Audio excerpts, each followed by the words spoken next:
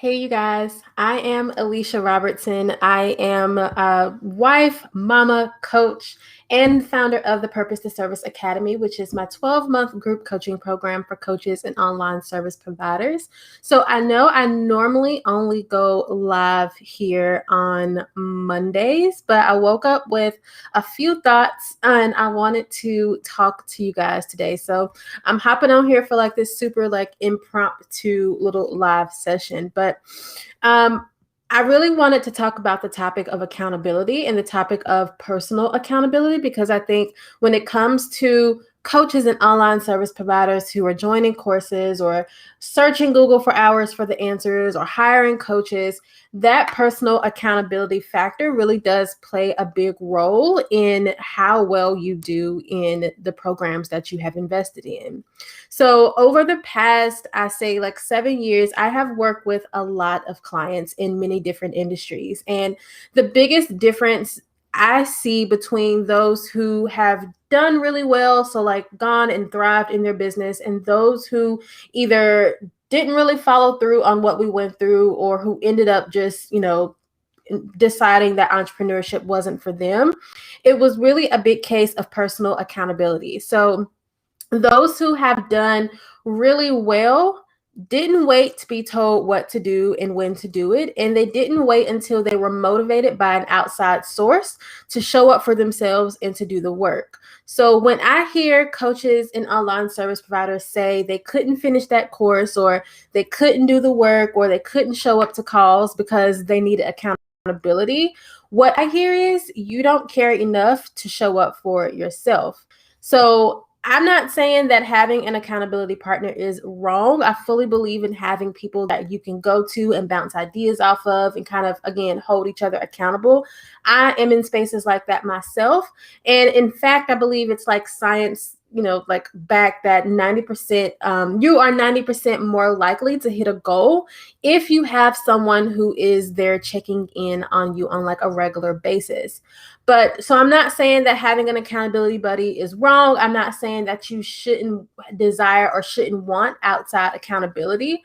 What I am saying is that you cannot be 100% reliant on someone else to push you to move forward on your business goals. And not even just your business goals. We can even talk about that on a personal level as well. So I don't believe in being 100% reliant on someone else coming in and saying, did you do the work? Have you done the work? When you should have that done by now. Like, you shouldn't be 100% reliant on that, because what if that person leaves?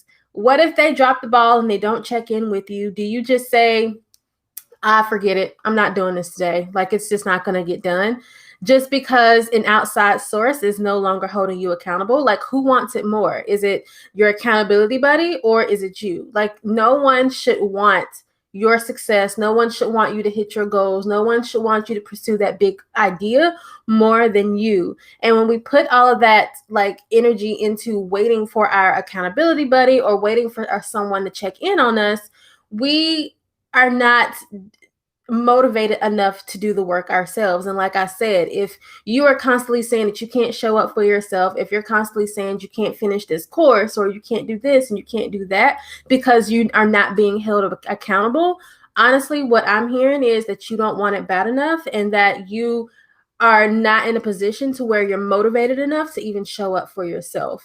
So no course, no coach, no intense Google search, no accountability buddy will help you if you don't have some level of personal accountability. So that's one of the reasons why I don't sell accountability inside of the Purpose to Service Academy, which is my group coaching program.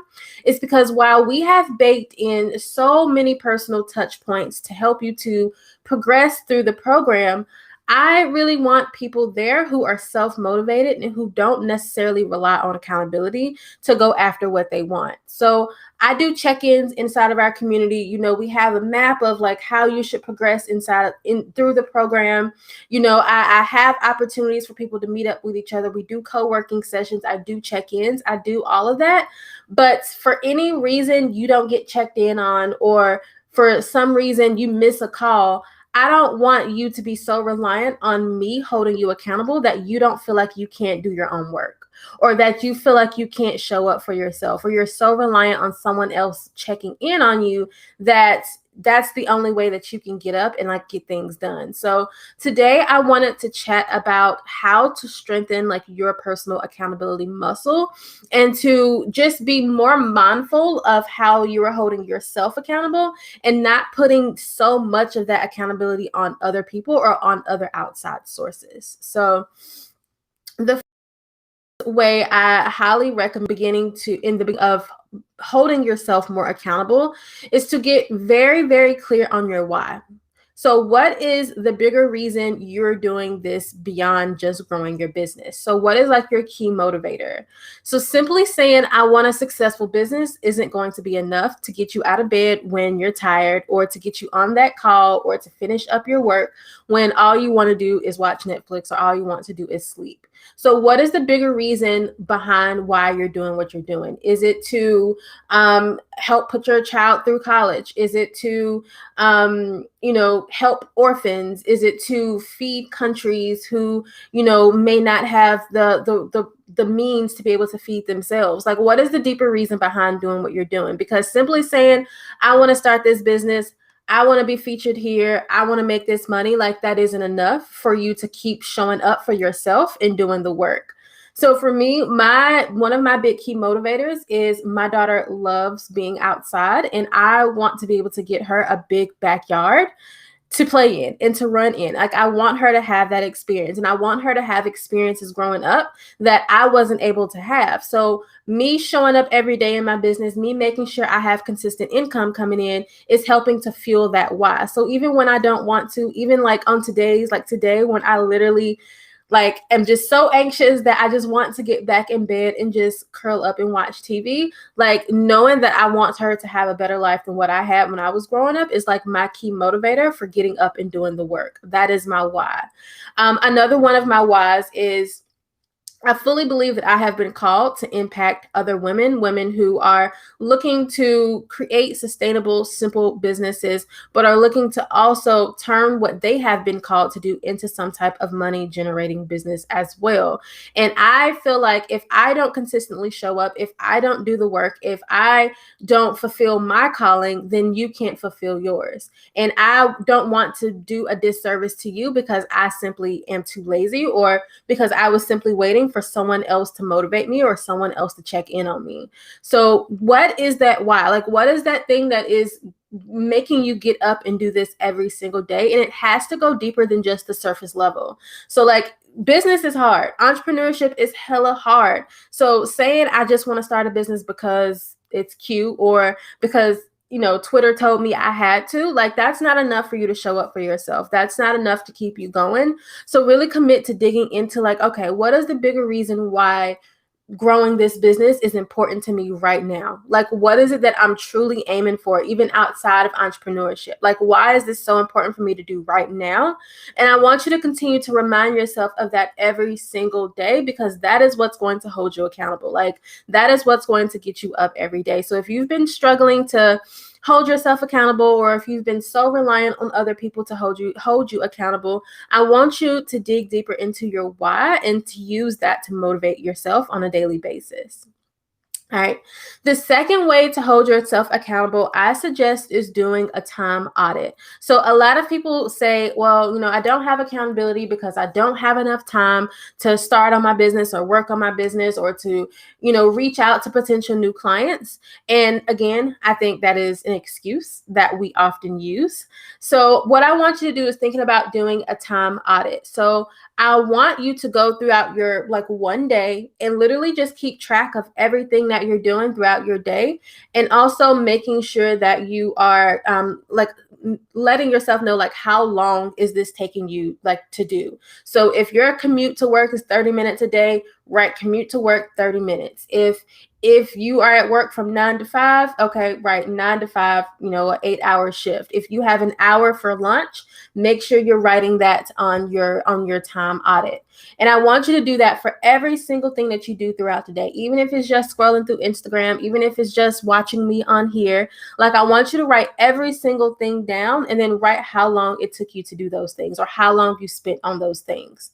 So at the end of the day, I want you to look back and say, okay, where in this entire day was I actually productive, and where in this entire day was I just BSing around? So if you look back and you say, wow, I really spent 2 hours just scrolling through Instagram, those are 2 hours that you could have been spending like working on your business or going through that coaching program you're in or joining on the calls. Or if you say, I spent, 4 hours watching Netflix, which there is nothing wrong with doing that, but maybe you could have used 1 or 2 of those hours to work on this business idea or to check in with your community. Like, making sure that you are actually being productive throughout the day. Again, a lot of us use the excuse of I don't have enough time and I need to be held accountable to show up for myself every day, when you have the time. Out of 24 hours we have in each and every day, you should have at least 1 hour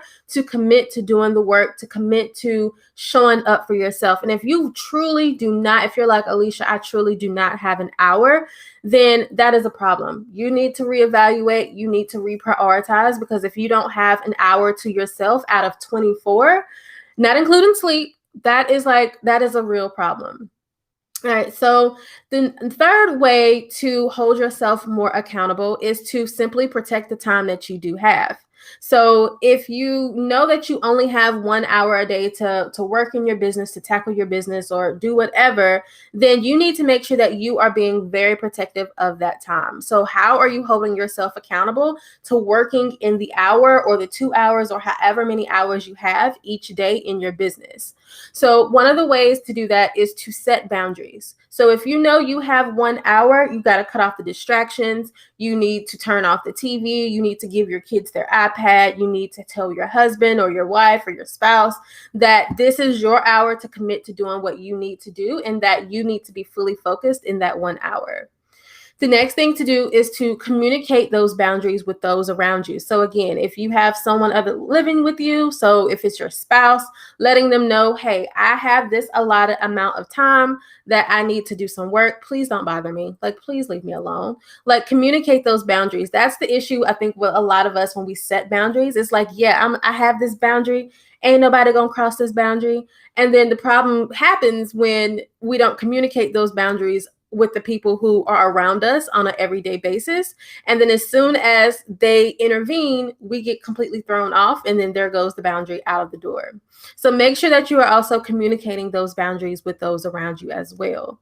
Also, say no when it isn't a full body yes. So if you have to say no to opportunities that seem good, but you're not 100% sure in it, then that's okay. You are protecting your time. And if it's not a full body yes, like if you're not excited for these opportunities, or if you're not excited to actually say yes, or if you're worried that it's going to cut into the time that you do have to work on your business, then you need to say no. And remember that no is also a complete sentence. All right, so my fourth tip for holding yourself accountable is to go into each day with an actual plan. So I think a lot of us know that we have time. We already probably have like allotted time to spend working on our businesses or whatever we're doing. But the problem is we get to that time and we don't actually have a plan. We spend, we don't know what we're supposed to be working on during that time. We don't know what we're supposed to be doing during that time. So we get to that 1 hour that we do have, or those 2 hours that we do have, and we end up spending way more time trying to figure out what we're supposed to be doing than actually getting work done. And then you end up doing nothing, and you feel busy because you were probably going through your email, or you were probably, shuffling through papers, or trying to find the website that you need to watch this video course on. And you feel productive because you were actually doing something, but you weren't doing anything that was going to help you to hit that goal. So when you go into each day with a plan, so you say, okay, today I'm going to fully focus on client work. then you know within that allotted amount of time that you have for your business, it's going to be fully focused on client work. Or if you go into the day saying, okay, I'm going to write one chapter of my book, then you go into each day knowing, okay, or you go into that day knowing, all right, regardless of what my mind tries to tell me, regardless of what else I have going on, I know that during this hour, I should be writing my book. So making sure that you are going into each day with a solid plan, it's so important.